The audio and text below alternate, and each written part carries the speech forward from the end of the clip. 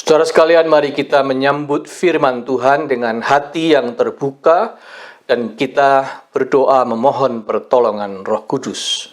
Mari kita berdoa.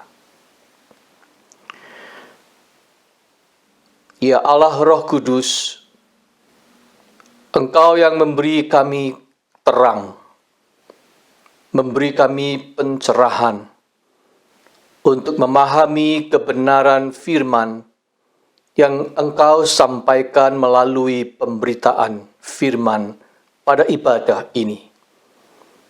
Mampukanlah kami, ya Roh Kudus, untuk membuka hati kami lebar-lebar, agar firman Tuhan mendapat tempat yang terbaik, dan firman Tuhan itu menjadi pelita cahaya yang menerangi langkah hidup kami setiap hari. Ya Roh Kudus, terangilah kami dengan cahaya kebenaran-Mu. Di dalam nama Tuhan Yesus kami berdoa. Amin.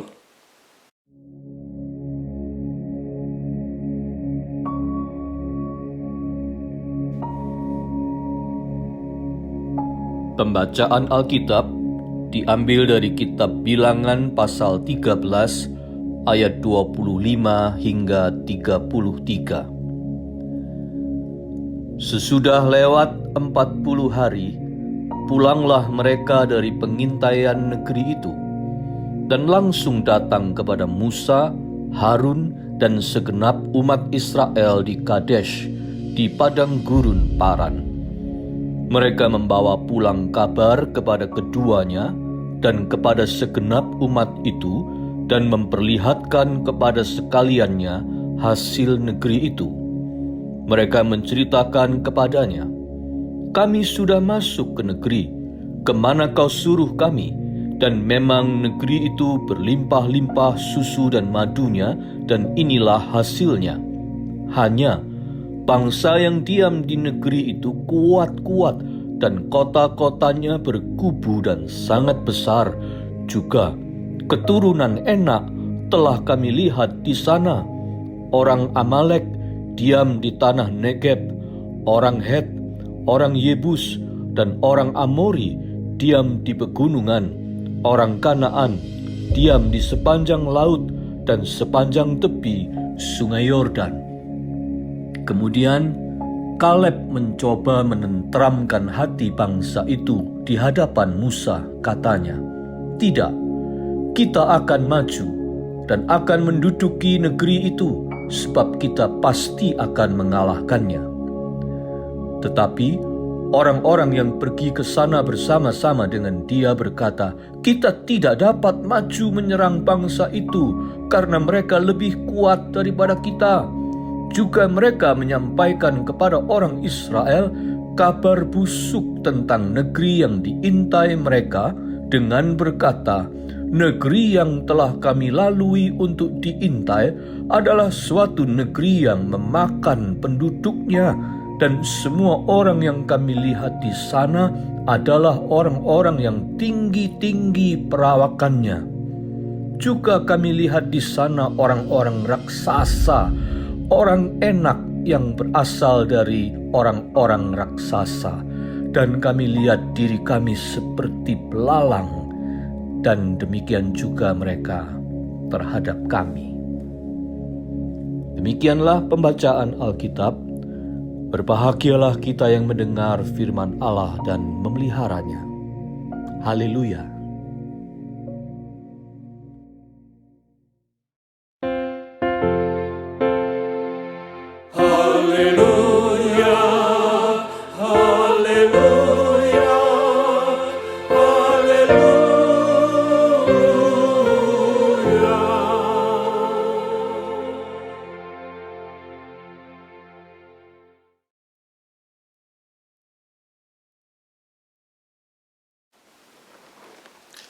Saudara-saudara, mendiang aktor Christopher Reeves, salah satu tokoh pemeran film Superman, mengalami kelumpuhan yang membuatnya tidak dapat bergerak kemana-mana selain berada di pembaringannya. Di dalam keterbatasannya itu, ia pernah berkata begini, "Living a life with meaning means spreading the word. Even if you can't move, you can have powerful effect with what you say." Menjalani sebuah kehidupan yang bermakna adalah menyebarkan ucapan atau kata. Bahkan ketika kamu tidak dapat pergi kemana-mana, kamu tetap dapat memberikan pengaruh yang besar, yang kuat, melalui apa yang kamu ucapkan atau katakan. Word, kata, memang powerful, perkasa. Apalagi kalau jamak menjadi words, kalimat. Sekali diucapkan, susah untuk ditarik kembali. Gampang sekali menyebar. Mudah sekali membentuk pandangan atau opini di masyarakat. Apalagi jika speed dan powernya dilipat gandakan oleh media elektronik dan virtual seperti sekarang ini. Dampaknya bisa sangat dahsyat, walaupun tentu saja pada akhirnya masih bergantung pada kata yang disebarkan itu, negatif atau positif, merusak atau membangun. Pengaruh sebuah kata memang bisa sangat positif atau sebaliknya, sangat negatif. Bilangan pasal 13 sebenarnya sebuah cerita latar belakang bagi bilangan pasal 14. Mari saya ajak kita untuk mengintip sedikit pasal 14 ayat 1. Lalu segenap umat itu mengeluarkan suara nyaring, dan bangsa itu menangis pada malam itu. Itulah pembukaan pasal 14 yang nanti akan berlanjut dengan cerita tentang berlangsungnya sebuah drama protes, tangisan, kemarahan, kepanikan, bahkan berujung pada tindakan kekerasan yang brutal dan upaya pemberontakan liar dari bangsa Israel terhadap Musa dan Harun, yang kemudian mendatangkan kemarahan dan hukuman Tuhan. Pertanyaannya adalah, apa yang menyebabkan itu semua? Apa yang menyebabkan drama protes pada pasal 14 kitab Bilangan itu? Bilangan pasal 13 merupakan jawaban yang menerangkan sebabnya. Dari 12 pengintai yang ditugasi memata-matai penduduk Kanaan, tanah Kanaan, sebelum Tuhan membawa bangsa Israel masuk ke situ, ada 10 orang. Ada 10 orang pengintai itu yang waktu kembali menyebarkan kabar-kabar serba miring dan dilebih-lebihkan tentang kondisi wilayah intaian mereka. Ayat 32 mengatakan begini, juga mereka menyampaikan kepada orang Israel kabar busuk tentang negeri yang diintai mereka, dengan berkata, negeri yang telah kami lalui untuk diintai adalah negeri yang memakan penduduknya, dan semua orang yang kami lihat di sana adalah orang-orang yang tinggi-tinggi perawakannya. Dalam hal ini, rupanya isu yang paling sensitif adalah tentang penggambaran situasi penduduk Kanaan itu. Keturunan Enak telah kami lihat di sana, kata mereka di ayat 28.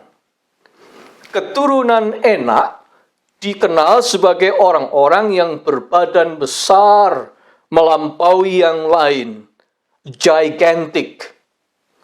Diperkirakan rata-rata antara 7 sampai 9 feet tingginya, antara 2 sampai 3 meter.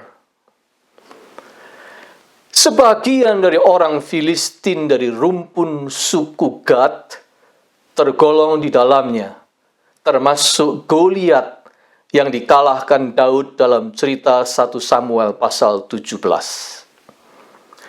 Dan pengamatan arkeologi, saudara-saudara, juga selalu menyisakan temuan adanya ras manusia bertulang besar dan panjang seperti Anunnaki di Afrika Selatan atau Denisovan di Amerika Utara. Jadi, dalam kenyataan objektif, mereka memang ada dan memang berbadan tinggi besar di atas rata-rata.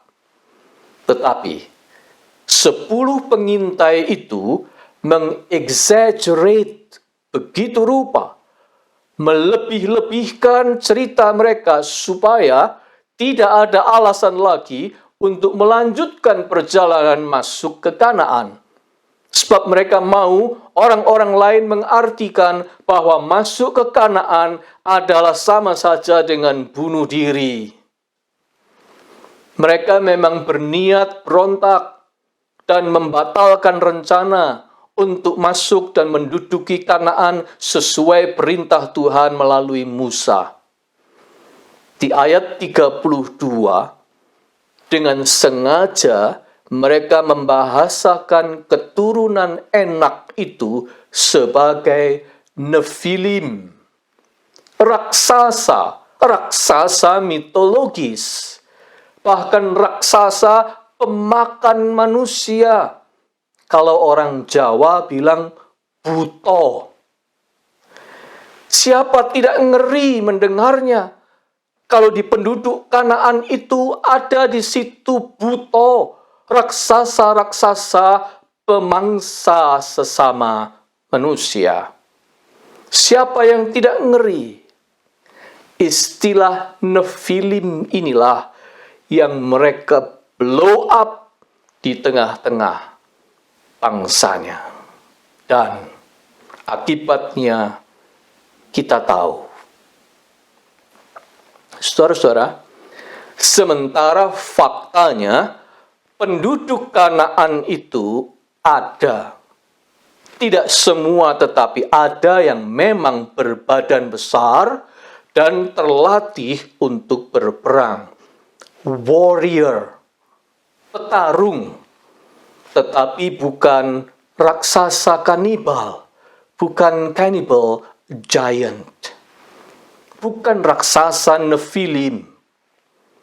Jadi, kabar yang diusung itu memang sudah tendensius. Oleh sebab itu disebut kabar busuk di ayat 32. Terjemahan Alkitab The Message oleh Eugene Peterson menyebut scary rumors, menyebut sebagai rumor yang memang bersifat menakut-nakuti, punya agenda tersembunyi, dan itu meracuni, toksik. Lalu itu disebarkan sehingga ketakutan yang ditimbulkannya menular dengan cepat sekali. Lalu meledaklah tangisan di mana-mana. Kabar busuk tentang buto ini betul-betul meracuni pikiran orang Israel, menghancurkan iman mereka, menciutkan nyali mereka, dan sekaligus mendatangkan perpecahan bangsa dan bencana. Saudara-saudara, sebenarnya dalam banyak perkara, masalah-masalah di dalam kehidupan ini memang disebabkan oleh faktor manusia sebagai pihak yang meneruskan atau menyebarkan pengaruhnya, terutama melalui media kata, melalui mulut, melalui perkataan. Saudara-saudara, sebuah situasi, entah itu meneduhkan atau menegangkan, tercipta oleh apa? Seringkali tercipta oleh ucapan bibir kita. Sebab ucapan mulut kita itu berdaya tular yang sangat besar. Kata itu mampu mencipta suasana, bahkan mencipta peristiwa. Kata itu bisa membangun jembatan pengertian atau memicu sebuah pertengkaran. Kata itu bisa mendamaikan atau menciptakan perang. Kata itu bisa menguatkan atau meruntuhkan semangat. Kata itu bisa mengobati luka atau malah meracuni dan mematikan. Sementara, sebenarnya kita selalu punya pilihan. Kita punya pilihan dengan kata-kata kita. Pilihan untuk menciptakan ketenangan atau membangkitkan keresahan. Pilihan untuk mengawali sebuah semangat persatuan dan kerukunan atau menimbulkan perbantahan dan kerusuhan. Sayangnya, lebih banyak orang menjatuhkan pilihan yang salah, seperti 10 pengintai tadi. Ucapannya toksik, kata-katanya menebar racun, seperti tidak ada bahan omongan lain. Padahal ada pilihan lain, seperti yang dilakukan oleh seorang pengintai bernama Kaleb, yang nanti juga akan didampingi oleh yang satu lagi, yaitu Yosua, yang dapat kita baca di pasal 14 ayat 6. Kedua orang ini, saudara-saudara, mengambil sikap yang berbeda. Kemudian Kaleb mencoba menenteramkan hati bangsa itu di hadapan Musa. Katanya, "Tidak, kita akan maju dan menduduki negeri itu, sebab kita pasti akan mengalahkannya." Ayat 30. Kaleb memilih untuk memulai perjalanan masuk ke tanah Kanaan dengan menularkan pengaruh yang baik, ucapan kebenaran, pendorong semangat. Saudara-saudara, minggu lalu kita merenungkan tentang pentingnya kita menguatkan hati. Sebuah sikap dan tindakan mengatakan kepada diri sendiri agar kita lebih percaya pada penyertaan Tuhan dibanding semua gejolak emosi pasang surut kita sendiri. Menguatkan hati.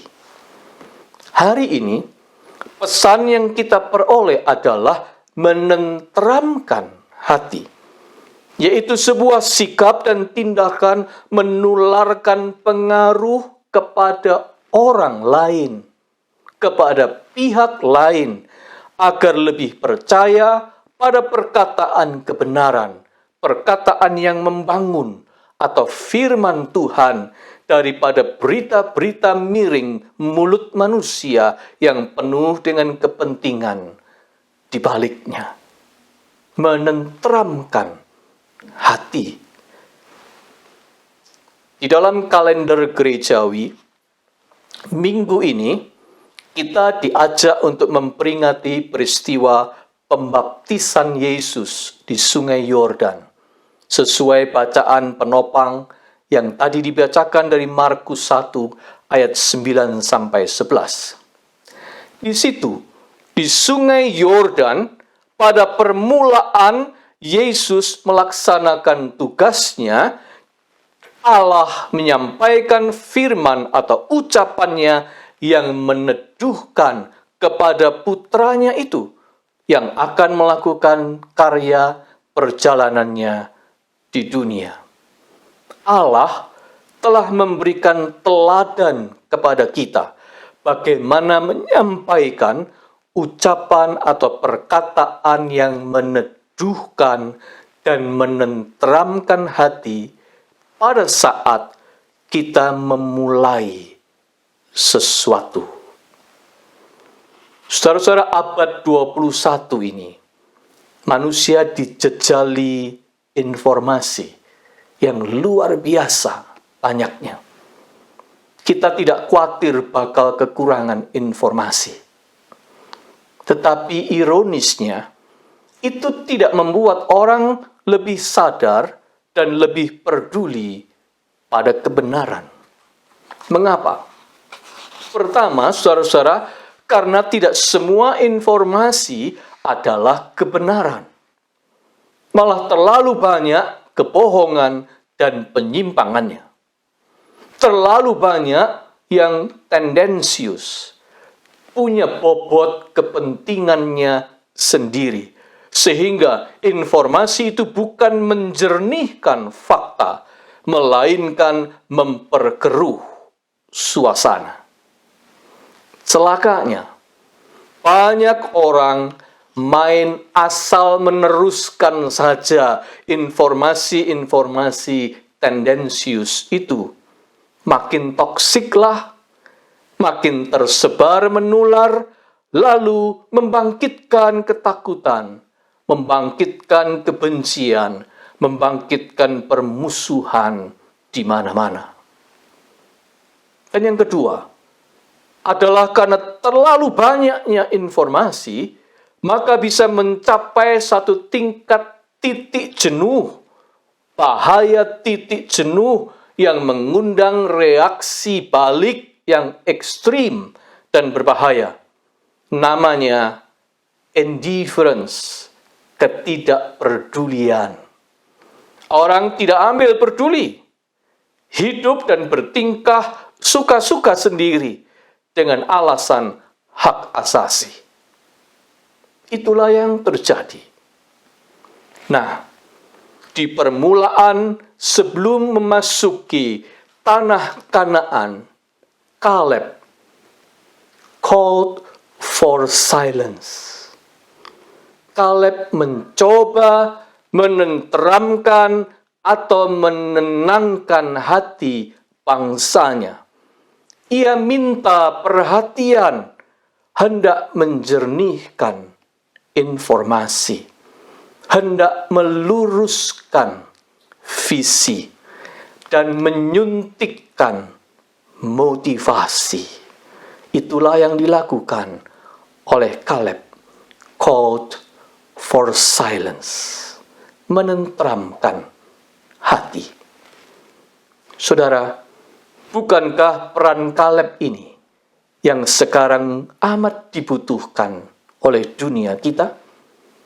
Udara di sekeliling kita sudah toksik oleh penyebaran virus yang mematikan.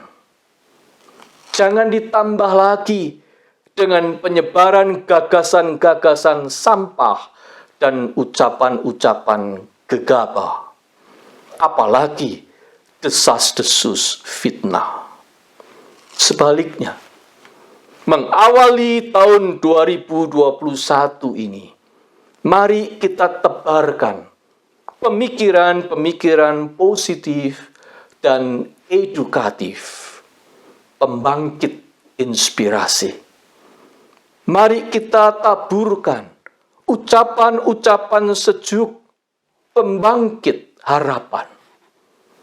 Mari kita jalin persahabatan, bukan permusuhan. Mari kita sambungkan dan teruskan mata rantai kebaikan. Bagikanlah ilmu dan pengetahuan yang berguna. Sebarkanlah firman Tuhan yang menyalakan iman dan menguatkan. Perbanyaklah doa dan pemberi semangat dan ucapan-ucapan selamat. Katakanlah kepada sebanyak-banyaknya orang, bersama Tuhan kita pasti bisa menjalaninya. Ucapan Christopher Reeves kian terasa kebenarannya. Seterbatas apapun kita di masa pandemi ini, kata-kata kita masih bisa berbuat banyak.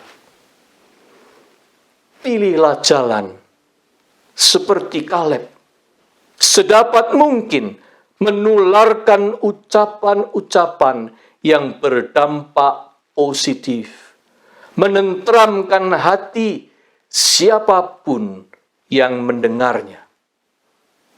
Saya menutup khotbah ini dengan mengutip ucapan dari Bunda Teresa yang berbunyi demikian. Spread love wherever you go. Let no one ever come to you without leaving happier. Tebarkanlah cinta kemanapun engkau pergi. Jangan biarkan orang datang kepadamu dan pergi tanpa menjadi lebih bahagia, lebih tentram hatinya. Amin.